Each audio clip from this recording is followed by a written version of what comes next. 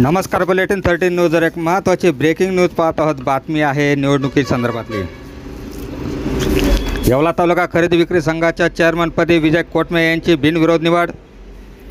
शेतकऱ्यांच्या दृष्टीने महत्त्वाची संस्था असलेल्या येवला तालुका खरेदी विक्री संघाच्या चेअरमनपदी विजय कोटमे यांची बिनविरोध निवड करण्यात आली आहे।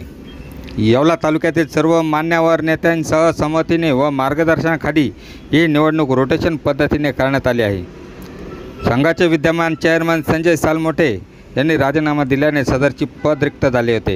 आज झालेल्या निवड प्रक्रियेत कोटमे यांची बिनविरोध निवड करण्यात आली। या प्रसंगी सर्व संचालक मंडळ तथा व्यवस्थापक बाबा जाधव आदी उपस्थित होते। बुलेटिन 13 न्यूजसाठी विलास कांबळे, येवला। विजय कोटमे येवला तालुका खरेदी विक्री संघाचे संस्थेचे चेअरमनपदी निवड झाली।